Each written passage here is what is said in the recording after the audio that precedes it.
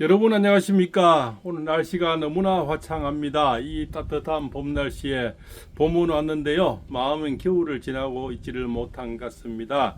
빼앗긴 덜에도 과연 봄은 오는지 참 생각이 많이 듭니다. 너무나 암울한 시간들이 지나고 있습니다. 사법권이 다 무너지면서 국민의 걱정이 너무나 많습니다. 베네수엘라로 가는 것이 아니냐, 이제는 불법 탈법이 난무하는 그런 세상, 어둠의 세상으로 가지 않느냐, 도덕이 무너지고 질서가 무너지고 공정성이 무너지는 거죠. 과정도 잘못됐고 뭡니까 결과도 잘못되는 이런 것을 우리가 너무나 몇 달 속에 몇 달 중간에 너무나 많은 걸 봐버렸죠. 공수처가 대통령을 잡으러 가는 불법 상황을 봤고요. 또 계엄을 정당한 헌법에 있는 대통령법에 있는 것을 행사했는데 약간의 뭡니까 경고를 주려고 했는데 아무도 다친 사람 하나 없고 아무도 뭡니까 죽은 사람 하나 없는데 결국은 내란으로 몰려가지고 내란 수개까지 해서 재판을 받고 있는 이런 실정. 그래서 지금 뭡니까 이미 어떤 자는 대통령이 된 것 같이 행세를 하고 있고 또 뭡니까 가장 반기를 들었던 어떤 변호사는 이미 고개를 돌려서 말머리를 돌려서 고개를 조아리는 그런 현상이 일어나고 있는데요. 바로 정영학 씨죠. 가장 대장동 사건에서 가장 뭡니까 책도 쓰고 가장 이재명이를 많이 비판했던 정영학 씨가 녹취 파일을 많이 갖고 있죠. 그 녹취 파일을 가지고 뭐 일부는 뭐 이재명이 것이다, 그죠? 부야별 것이다, 뭐 이런 녹취 깔까지 많이 갖고 책도 쓰는 걸 알고 있는데요. 그자가 이미 그때는 뭐 정신이 혼미해서 뭐 검찰이 너무 탄압이 심해서 그렇게 진술했다 이런 식으로 이미 꼬리를 내리면서 어떤 뭐 정권을 잡을 것 같고 이재명이 대통령이 될 것 같으니까 이미 머리를 조아린다는 이런 현상. 가장 앞장섰던 자가 뒤를 머리를 돌려버리면 나머지 따르는 공사업자들은 모든 게 그냥 고개를 돌려버리겠죠. 이미 대통령이 된 거로 기정사실화하고 있지 않나 이런 참 암울한 생각이 듭니다. 그리고 왜 계엄이 왜 꼭 했을까? 우리가 모르는 여러 가지 또 사건도 있지 않나 이런 얘기가 나오는데요. 대통령이 윤 대통령이 꼭 계엄령을 발휘해야 될 이유, 그거는 문제가 뭐 입법 독주라든가 예산 삭감이라든가 내 관료들 장관들 수없이 탄압을 하고 뭡니까 탄핵을 해버렸잖아요. 이거는 누구나 아는 사실. 그럼 한동훈이가 왜 배신을 했을까? 여기에 대해서 캐시언 마크가 너무나 많은데요. 결국은 뭡니까 김건희 여사님을 뭡니까 결국적으로 자꾸 입에 올리고 뭐 특검을 하니 많이 이렇게 계속 뭐 씹어대니까 정권이 올라오면서 끝까지 2년 반 동안 김건희 여사님 또 장모 괴롭혔지 않습니까? 옛날 주가 조작 10년 전에 그 얘기하면서 또 그 이상한 또 뭐 동네 고향 오빠라고 보내가지고 최재형입니까? 목사가 또 시계를 차고 가서 녹음 파일하고 명품범을 들고 가서 하나 끝없이 괴롭혔죠. 끝없이 그러면서 김건희 여사님 사건을 만들려고 이렇게 했는데 결국 한동훈이가 어떤 뭐 당원 게시판에 글을 올렸는데 굉장히 지탄이 대상이 됐는데 그걸 막으려고 결국적으로 김건희 여사님 특검법을 이재명하고 둘이 악수를 하려 하니까 결국적으로 뭐 대통령님은 계엄령을 할 수밖에 없는 이런 속사정. 그래서 왜 두 사람이 한솥밥을 수십 년 먹었는데 다 같이 한 길을 가다가 등돌 수밖에 없었나? 한동훈에 왜 배신할 수밖에 없었나? 뭐 이런 게임. 그런데 지금 매일신문에가 결국 이런 게 나왔답니다. 한동훈의 게시판에 올렸는 그 글들을 뭡니까 당원 뭡니까 거기서는 뭐 전혀 덮어버렸다. 그렇습니까? 결국적으로 뭐 어떤 제도 이런 무죄 완전 무죄로 줘버리는 거 똑같은 거죠. 그냥 뭐 덮어버렸다는 겁니다. 당원에서 올리지도 않고 결국적으로 그렇지 않습니까?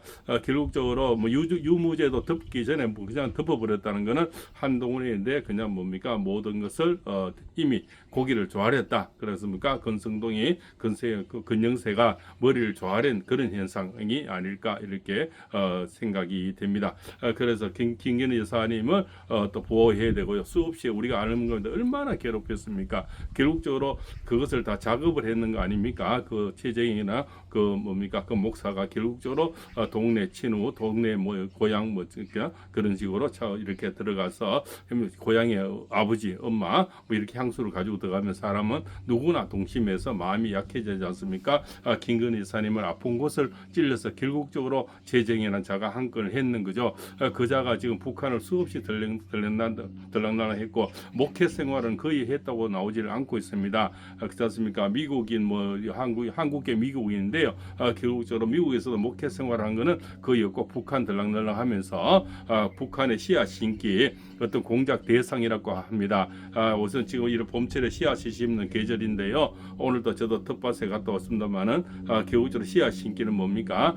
북한에 가면 미인계를 써서 자식을 만든다는 거죠. 그런 대상이 바로 그 자랐다. 그래서 뭡니까? 북한에서 넘어온 그런 분이 자기 친구를 통해서 얘기하니까 씨앗 심기 대상 같으면 안 넘어갈 자가 없다. 그렇게 해서 제재는 그 자가 이미 씨앗 심기 대상이 돼서 잠자리해서 뭐 씨앗을 심었지 않느냐, 북한에 자식이 있지 않느냐. 또 북한에 갔다 오는 정치인들이 수많은 자식들이 거기 있답니다. 최고의 미인들을 해서 거기는 안 넘어갈 자가 없다는 거죠. 그래서 그런 것을 공작을 그런 마을이 또 북한에는 있다고 합니다. 그렇지 않습니까? 씨앗 마을이 있다는 거죠. 거기서 우리 남한의 자식들이 수없이 있다는 거 아니겠습니까? 그래서 그 공작을 해서 넘어가고 그래서 수없이 뭡니까 계엄령을 하도록 만들어놨다. 틀을 놨는 거죠. 그렇게 하면서 계엄령을 했을 때는 뭡니까 일사부조리처럼 뭔가 우리 움직이는 것을 이미 다 짜놓지 않으면은 저렇게 빠르게 그렇습니까?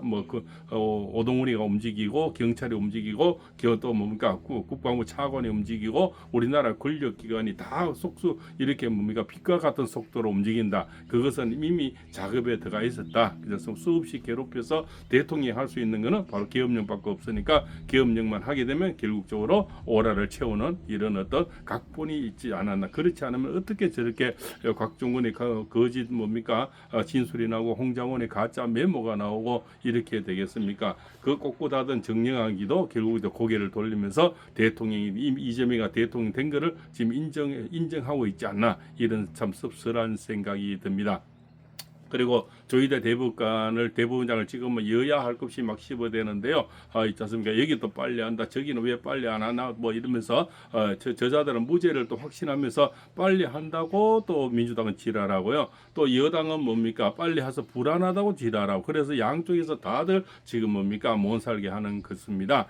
그러나 12명 중에 한 표고 조희대 대법원장도 어떻게 헌재하고는 다르다. 헌재 개판들하고는 다른다는 거죠. 그자들은 그냥 방판하던 그냥 지방에서 그냥 이혼이나 다스르던 그런 자들이고요. 이혼 법정 재판장 하나던 향판이라 그러죠. 그런 자들이고 진짜 대법관들은 수준이 높고 우리나라의 최고의 법관들이고 그리고 마지막 패를 까기 전까지는 알 수가 없답니다. 그것을 결국적으로 대법원장도 그냥 마지막 한 포 만약에 6대5가 나오면은 많은 쪽으로 그냥 힘을 실어 버린다는 거죠. 그래서 무죄를 주기 위해서 지금 저렇게 빨리 뭔가 작업을 쇼를 벌이지 않나 뭐 이런 것이 지금 대다수 우파에서는 걱정하는 거고요. 또 좌파들은 뭡니까? 자기들은 이겼다 무죄다 생각하면서 빨리 하니까 또 불안하다고 지랄하고요. 그럼 왜 무죄인데 빨리 하는데 뭐가 걱정입니까? 빨리 하면 좋은 거 아닙니까? 빨리 무죄를 틀면은 이재명이 춤을 출 건데 왜 그래 불안해 생각합니까? 그렇지 않습니까? 그 말이 앞뒤가 안 맞는 거죠. 자기 부정이죠. 무죄이 확신한데 빨리 하면 안 된다. 또 문영배는 초시계까지 갖다 놓고 빨리 해라고 지랄을 하더만 여기도 빨리 한다고 또 난리치래요. 그래서 이자들은 그냥 자기 법도 필요에 의해서 갖다 쓴다 이렇게 볼 수가 있겠죠.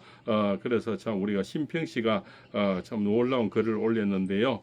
이 바깥에서 참 야외에서 이 따뜻한 봄날에 이런 글을 한번 읽어드리겠습니다. 심평입니다. 생과 사의 얼음풋한 경계는 언제나 짙은 안개가 깔려 있어 이쪽인지 저쪽인지 알 수 없어라. 사뿐사뿐 흰나비 한 마리. 여기에 지금 나비가 많이 날고 있네요.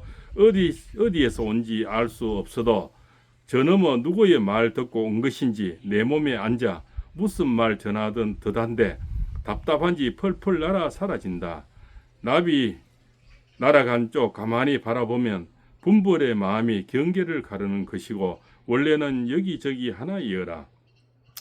젊었을 때 사형 집행을 참관한 기억이 난다. 사형수는 마지막 할 말의 기회가 주어졌을 때 기도를 올렸다. 그런데 그 기도의 내용이 종잡을 수 없었다.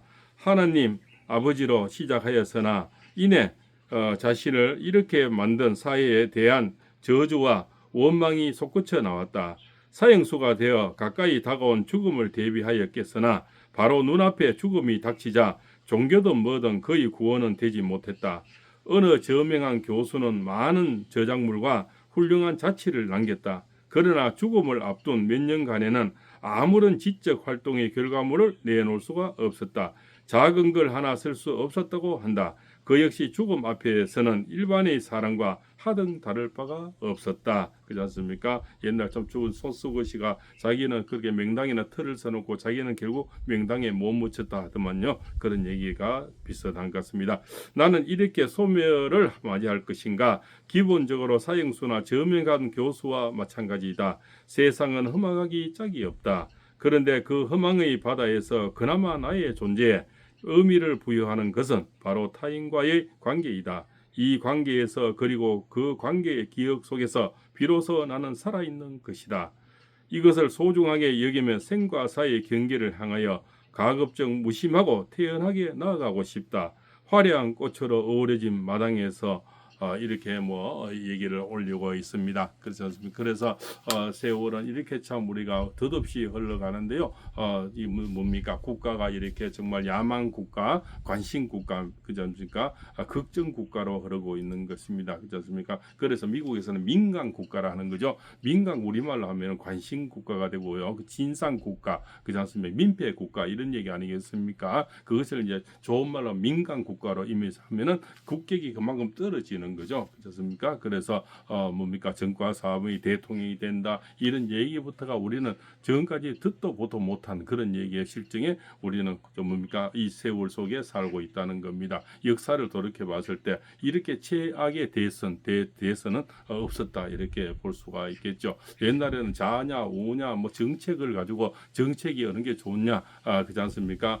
그다음에 저쪽을 보고 빨개익하고 옛날에는 그런 쪽으로 이렇게 좌우 대립은 있었지만 한 자의 어떤 형벌 가지고 죄가 있는데 그 죄를 벗기나 안 벗기나 그렇지 않습니까? 또 그런 제목을 많이 갖고 있고 앞으로 재판을 수없이 남은 자가 대통령 선거에 나오는데 그 자가 지금 마땅하냐 안 마땅하냐 이래서 지금 발목이 대한민국은 잡혀 있다고 생각이 됩니다. 한 치 앞도 나가지 못하고 국민의 마음은 너무나 슬픈 마음을 지금 지나고 있다. 그래서 국민 민폐, 국민 진상이라고 생각되는 거죠. 어떤 이런 자가 국민을 이렇게 아프게 한 자의 탐욕이 이렇게 슬프게 만드는지 너무나 이 따뜻한 봄에 마음은 살얼음을 걷고 있다. 겨울을 지나고 있지 못하는 것 같습니다.